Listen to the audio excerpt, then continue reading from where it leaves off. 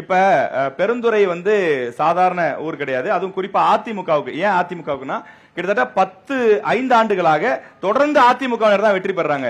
இதுக்கு முன்னாடி 10 தேர்தல்கள்ல வெங்கடாச்சலம் தோப்பு வெங்கடாச்சலம் ஒரு முறை மட்டும் தோல்வி, மத்த எல்லா முறையும் அவங்க தான் வெற்றி பெறாங்க. தோப்பு வெங்கடாச்சலம் அவர்கள் இருந்தாரு, 2 முறை வெற்றி பெற்றாரு, அமைச்சரா கூட இருந்தாரு. ஆனா அவர் வேற கட்சிக்கு போயிடுறாரு, அல்ல தனியா போட்டிடுறாரு. ஆனா தனிநபர் அந்த மக்கள் விரும்பல. 2 முறை அவர் நல்லது செஞ்சிருந்தாலும் அல்லது மக்கள் நிராகரிச்சுட்டு என்னுடைய ஓட்டு ரெட்டலைக்கு தான் அப்படின்னு தொடர்ந்து வெற்றி பெற வைக்கிறாங்க. இருங்க அந்த தொகுதிக்கு ஏன் ஒரு அரசு கலை அறிவியல் கல்லூரி கூட கொண்டு வர நீங்க நடவடிக்கை எடுக்கல? ஏற்கனவே எங்களுக்கு வந்து நான் நீங்கன்னு கேக்குறது சார், நான் உங்களை கேட்கல. இந்த 5 வருஷத்துல கொண்டு வரலாம் நீங்க சொல்லுங்க, வழக்கம் போல திமுக கொடுக்கல சார்ன்றீங்க, அது கேட்கல.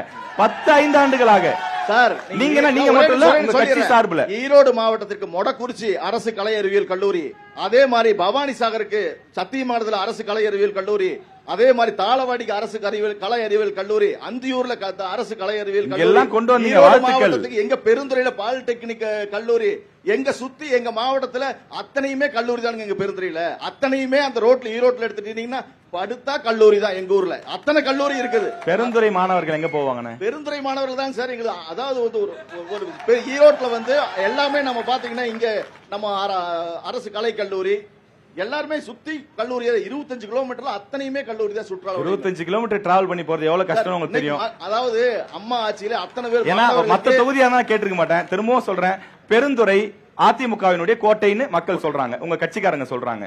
10 முறை வெற்றி பெற வச்சிருக்காங்க. அவங்களுக்கு ஒரு காலேஜ் கொண்டு வந்துருக்கணும்ல. அதிமுக கோட்டை தான்.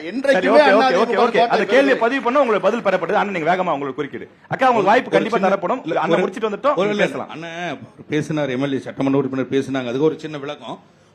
பாத்தீங்களா அண்ணா, ஒரே நிமிஷம். திராவிட பாரம்பரியத்தை பாத்தீங்களா? தந்தை பெரியாருடைய மண்ணுல 2 பேருக்கும் மாறி மாறி கொள்கைகள் இருக்கலாம். மரியாதைக்குரிய சட்டமன்ற உறுப்பினர் சகோதரர் சொன்னாரு, அதுதான் இந்த பண்பு தான் நம்ம எல்லார்கிட்டயும் இருக்கணும். கொள்கைகளை மாறுபடலாம், நம்ம எல்லாரும் சகோதரர்கள். ஈரோடு மாவட்டத்தினுடைய வளர்ச்சிக்காக பாடுபடக்கூடியவர்கள் தான். சிப்காட் குறித்து அண்ணன் பேசினாங்க. அதுல பாத்தீங்கன்னா எங்களுடைய துணை முதலமைச்சரான உதயநிதி ஸ்டாலின் வந்தாரு. வரும்பொழுது 40 கோடி ரூபாய் வந்து அதுக்கு நிதி ஒதுக்கிட்டு அதற்கு வந்து நம்ம பூஜை போட்டு போனோம். அதுல எல்லாம் மாற்று கருத்தே இல்லைங்க, அது உண்மைதான். ஆனால் அதன் பிறகு என்ன நடந்துருச்சு அப்படின்னு கேட்டீங்கன்னா, அதுல அதாவது டெக்னிக்கல் சைடுல பெரிய ப்ராப்ளம் பண்ணிட்டாங்க அங்க. அதாவது அந்த டெண்டர்ல அது டெக்னிக்கல், அதாவது நாம சொல்றது என்ன சார், அதாவது இதுவரைக்கும் எங்க இதெல்லாம் நடந்ததுன்னு எனக்கு தெரியாது. ஆனால் இதை எங்களுடைய மாவட்டத்துடைய அமைச்சர் முதலமைச்சர் இடத்துல எடுத்துட்டு போய் சொல்லி எவ்வளவு பெரிய விஷயம் பண்ணணும்னு மட்டும் சொல்றேன். அதாவது சுத்திகரிப்பு நிலையம் சொன்னா வர்ற தண்ணியை சுத்தப்படுத்துறது, இது அல்ல. போர் வாட்டர் உள்ள 7 போர் இருக்கு, அந்த போர் வாட்டரை வெளியே எடுத்து சுத்தப்படுத்துறதுக்கு தான் நீங்க பொது சுத்திகரிப்பு நிலையம் வச்சிருக்கோம். இந்தியாவுல கிடையாது. இல்ல எதுவுமே இல்ல ஒரு தப்பா சொல்றாரு.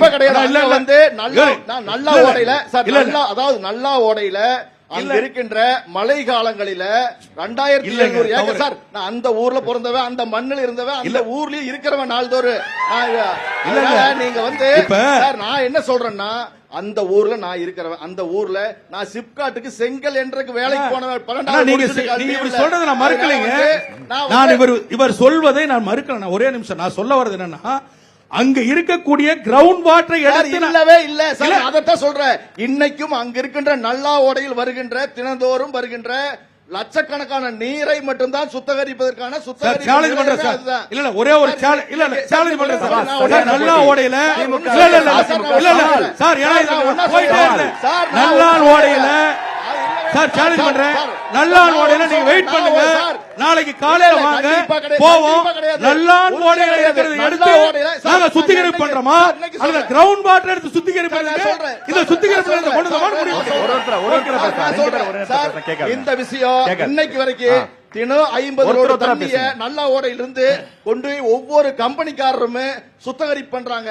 கம்பெனிக்காரருடைய அழுத்தமும் சுத்தி இருக்கின்ற மக்கள் அங்க இருக்கின்ற பாலத்தொழுவு குளத்துக்கு தண்ணி போக கூடாது, இங்க இருக்கின்ற நீர் உபரி நீர், அதாவது நல்லா ஓடையில கசிவு நீரா வர்ற நீரை சுத்திகரிப்பு பண்ணி மீண்டும் அந்த கம்பெனிகளுக்கே தண்ணி எடுத்து போற ஸ்கீம் தான் இது.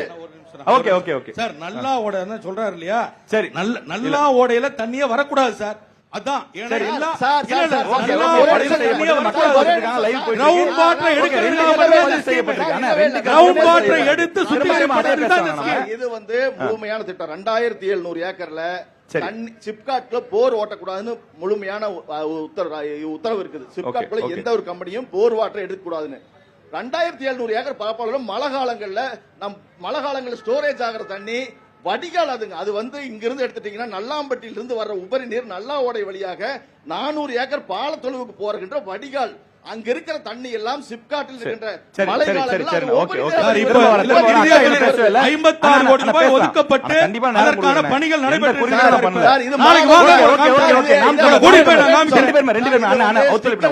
அதாவது 3 முறை வர போதும்